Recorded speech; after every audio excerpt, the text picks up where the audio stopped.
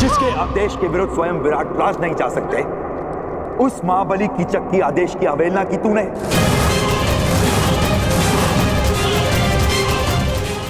मूर्ख दासी, मेरी शक्ति, मेरे अधिकार के विरुद्ध जाने की अवहेलना की तूने।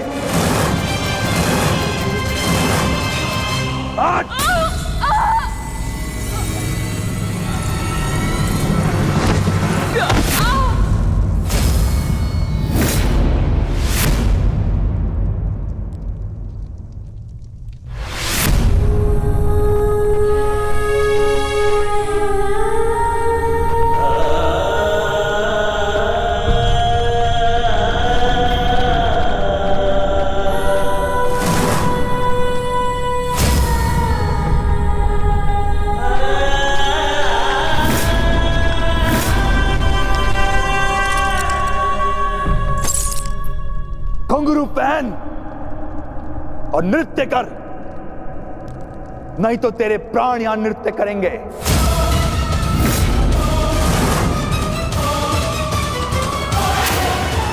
आज तुझे नृत्य करना पड़ेगा। मैं महारानी के वचन की सुरक्षा में उनके अतिरिक्त और कोई मुझे आदेश नहीं दे सकता। और सारा विराटनगर सुरक्षा के लिए मुझ पर आश्रित है।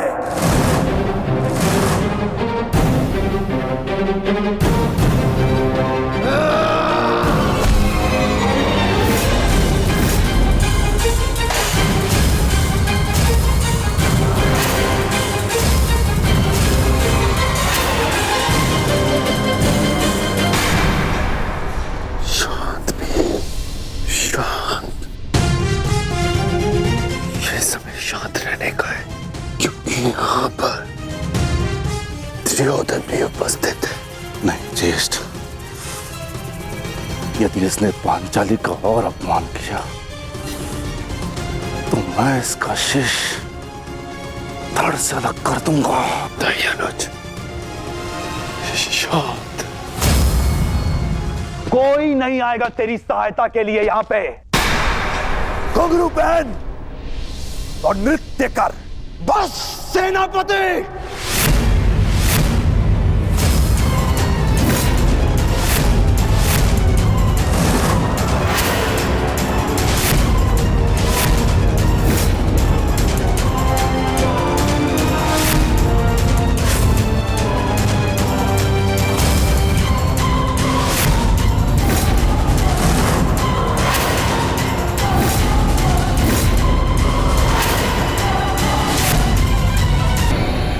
कौन था ये?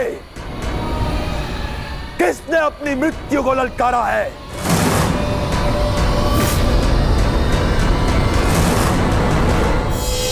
यदि कोई अपनी मृत्यु को पुकार रहा है तो वो तुम हो, सेनापति कीचक।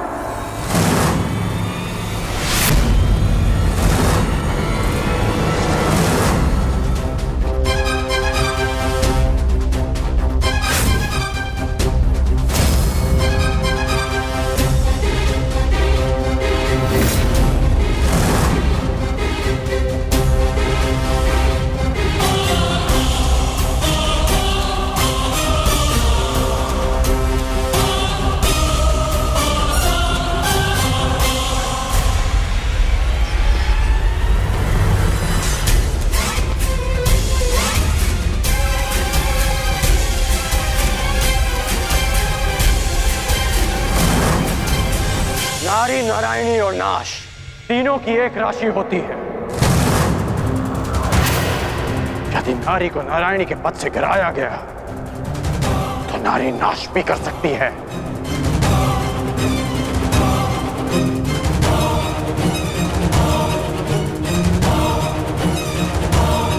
और आप युवराज, अभी तक एक नारी के अपमान का कलंक हस्तिनापुर और हमारे मस्तक से उतरा नहीं कि आप एक और अपमान के भागीदार बनने जा रहे हैं।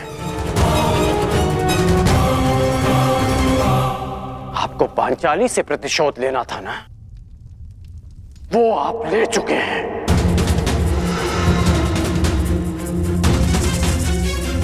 फिर इस अभागी ने आपका क्या बिगाड़ा? आप इस अपमान में भागीदार क्यों मान रहे हैं? मित्र,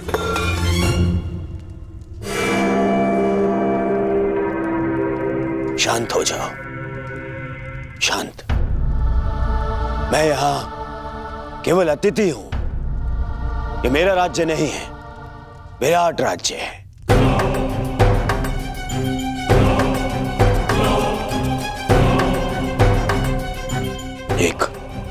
एक स्वामी अपनी दासी के साथ कैसा बर्ताव करे, इस पर प्रश्न उठाने का अधिकार मुझे नहीं है। सही कह रहे हैं आप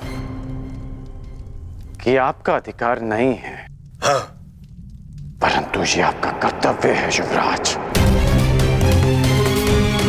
एक नारी का अपमान रोकना हर पुरुष का कर्तव्य होता है।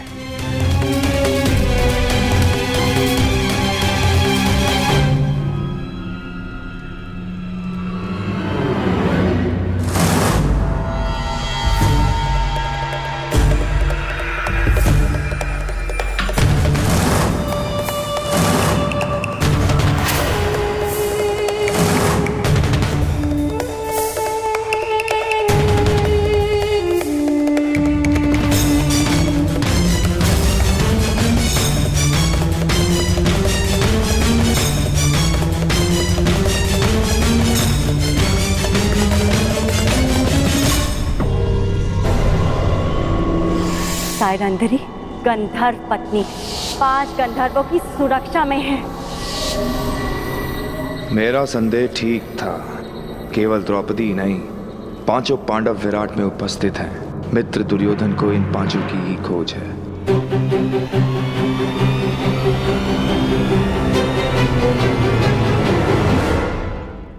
मैं क्या कर सकता हूं? तुम शांत हो जाओ। हाँ, मित्र होने के नाते इन्हें दुर्योधन को सौंप देना मेरा कर्तव्य है, परंतु विराट ने पांडवों को आश्रय दिया है और यहाँ का सेनापति होने के नाते इसका कर वसूलना मेरा अधिकार है।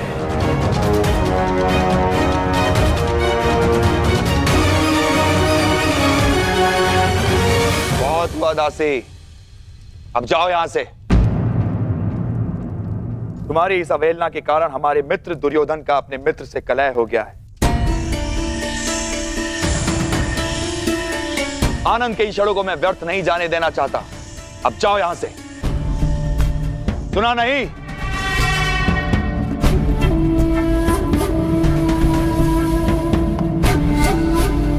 क्षमा चाहता हूं मित्र, और खेद है अंगराज, मैं तो आप लोगों का मनोरंजन करना चाहता था। इस दासी के दर्प ने मेरे कार्य को असफल कर दिया। क्षमा प्रार्थी हूं मैं आपका। ये आप कह रहे हैं सेनापति की इच्छा? हाँ, आपने ही तो कहा था अंगराज कि जो नारी का अपमान करता है वो अपनी मृत्यु को ललकारता है। और मुझे अपने प्राण बहुत प्रिय हैं। अगर कोई और भूल हुई हो तो सेवक को क्षमा कीजिएगा अंगराज। अरे नहीं, चलो, कीचक ने क्षमा मांग ली है ना, आओ। हाँ? यही तो आश्चर्य है कि कीचक के व्यवहार में अचानक परिवर्तन क्यों आया। कर्ण,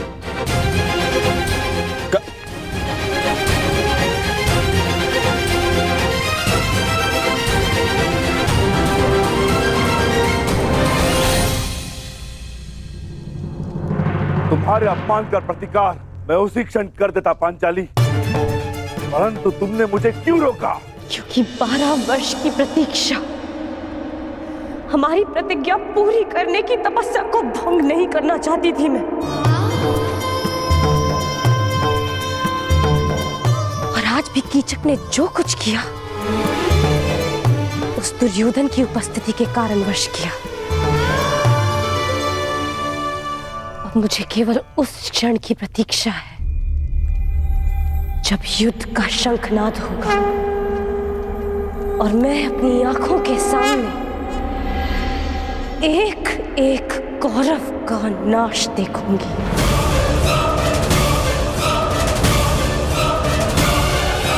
उस क्षण के संतोष के लिए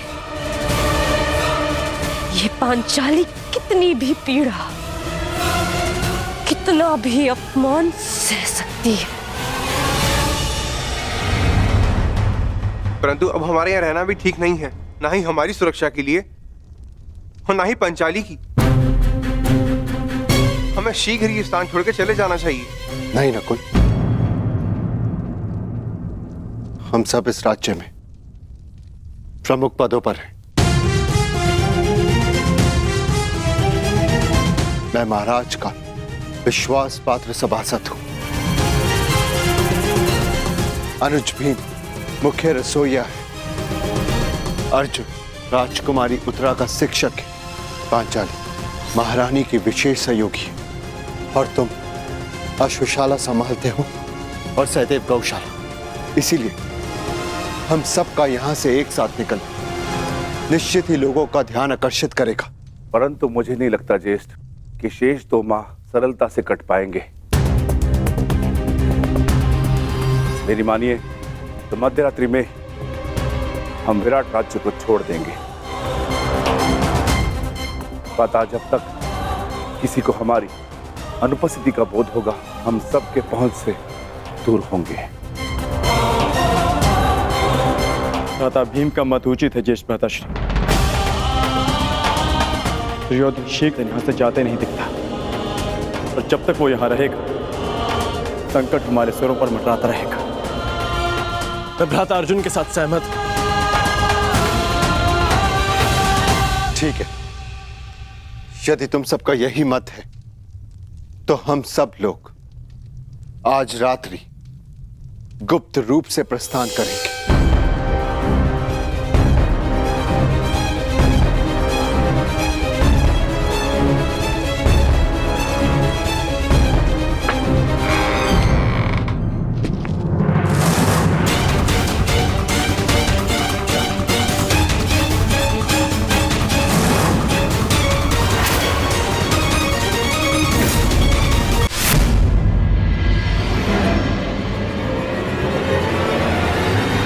सेनापति कीचक, आप यहाँ पर?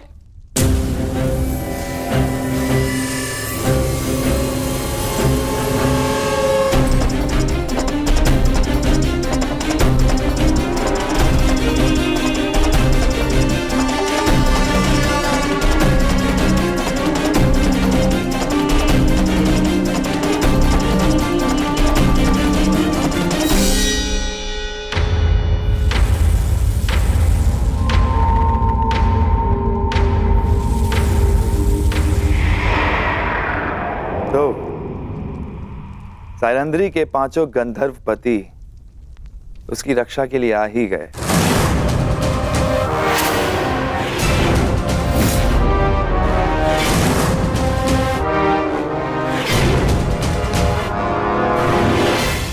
प्रणाम ज्येष्ठ गंधर्व।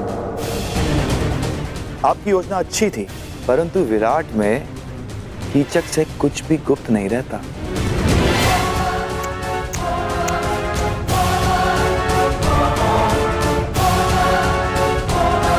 बेचारा दुर्योधन सारे आर्यव्रत में सेना लिए घूम रहा है, तुम लोगों की खोज कर रहा है। उसका आखेट ठीक उसकी नाक के नीचे बैठा। अद्भुत। प्रतिशोध की चाह मनुष्य को क्या से क्या बना देती है। दुर्योधन ने स्वप्न में भी नहीं सोचा होगा कि महान धर्मराज युधिष्ठिर कंक बनकर विराट का मनोरंजन कर रहे होंगे। अद्भुत। और भोजन भक्त महान भी दूसरों के लिए भोजन पका रहा है, झूठे पात्र धो रहा है।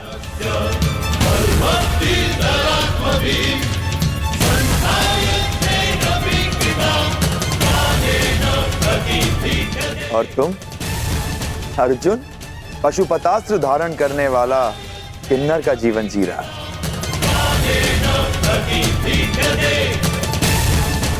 और बेचारे कोमल सुंदर नकुल सहदेव जो सदा सुगंध में नहाए रहते थे, आज अश्वों की लीद और गौवंश का गोबर साफ कर रहे हैं। अद्भुत।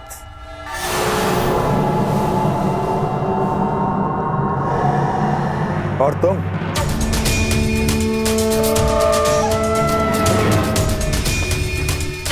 पिछले 13 वर्षों से अपने खुले केशों को बांधने की चाह रखने वाली यज्ञसेनी सुदेशना के केश सज्जित कर रही है।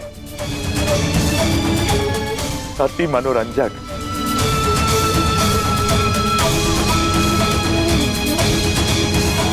तुम पांचों भाई धूल झोंकने में सफल हुए, स्वीकार है। परंतु द्रौपदी अपना रूप नहीं छिपा सकी। ना ना ना ना, इसमें तुम्हारा कोई दोष नहीं है। तुम्हारे सौंदर्य और यौवन का दोष है।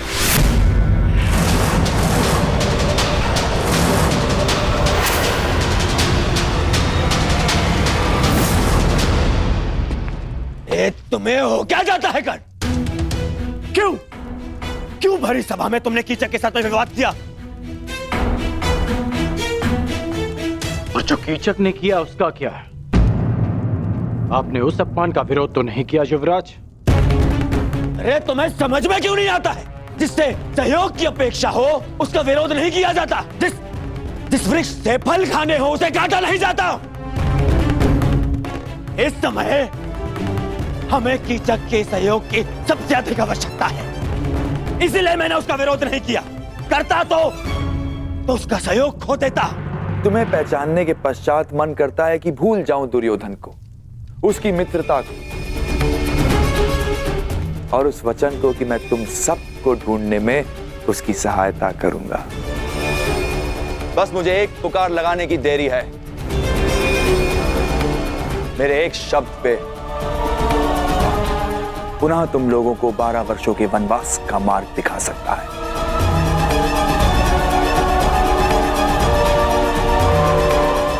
और यदि ऐसा हुआ तो कैसा लगेगा यज्ञसेनी?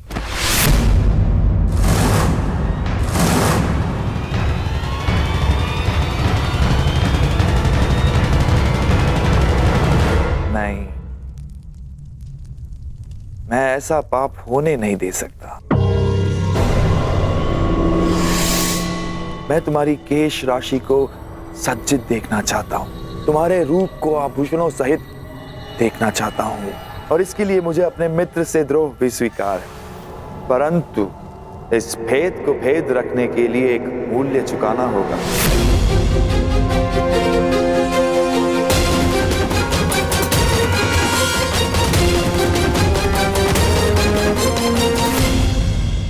पांचों मेरे लिए कोई महत्व नहीं रखते, वन में रहो या महल में। लेकिन द्रौपदी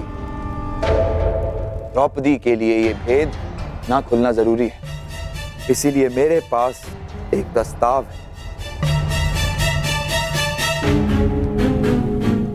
सोच समझकर, ध्यान से सुनकर निर्णय लेना। आज रात्रि चंद्र ग्रहण है और इस अंधेरी रात में मैं यज्ञसेनी के रूप के प्रकाश में स्नान करना चाहता हूं।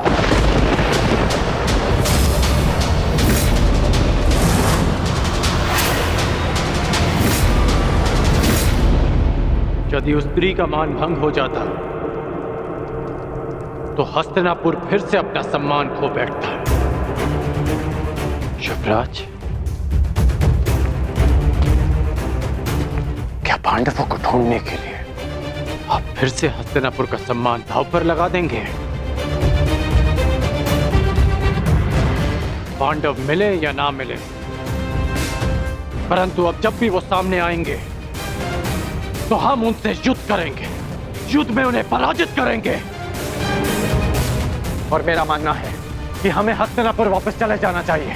कितनी बार मैंने तुमसे कहा है कि तुम केवल और केवल बाण चलाया करो, बाण, अपना मस्तिष्क नहीं। समझ गए? तुम केवल युद्ध करना जानते हो, राजनीति करना तुम्हारे बस की बात नहीं है। समझाओ, समझाओ अपने मित्र को। पांडवों को पकड़ने का अंतिम अवसर है हमारे पास दुर्योधन। अंतिम लक्ष्य हमारे सामने है दुर्योधन। और तुम्हारा ये प्रिय मित्र कह रहा है कि हस्तिनापुर जाकर हम संतोष की निद्रा में सो जाए। मैं ये नहीं कह रहा हूं कि हम संतोष की निद्रा में सो जाएं। तो मैं ये कह रहा हूं कि हमें हस्तिनापुर शीघ्र ही लौट जाना चाहिए, क्योंकि यहां रहकर हम अपना समय व्यर्थ कर रहे हैं। क्या कहा तुमने? युवराज, सेनापति कीचक ने हमें सहायता का वचन दिया है। यदि पांडव यहां होंगे तो वो अवश्य उन्हें पकड़ लेंगे। हमें हस्तिनापुर वापस चले जाना चाहिए, क्योंकि पांडव यहां नहीं मिले तो हमें संभावित युद्ध के लिए तैयार रहना चाहिए। और आप दोनों भूल रहे हैं कि पांडवों का अज्ञातवास पूर्ण होने में केवल 2 माह शेष हैं। 2 माह शेष है? 2 माह शेष है? क्या हो जाएगा 2 माह शेष है तो? फिर से युद्ध है? युद्ध युद्ध युद्ध कर्ण, केवल युद्ध। तुमने कभी शांति नामक शब्द सीखा भी है या नहीं कर्ण? हाँ। कहीं ऐसा तो नहीं कि तुम जिसे संभावित कह रहे हो उस युद्ध को तुम निश्चित करना चाहते हो ना? अर्थात तुम्हें ऐसा क्यों लगता है कि युद्ध ही होगा? कहीं ऐसा तो नहीं कि तुम चाहते हो कि पांडवों का अज्ञातवास पूर्ण हो जाए?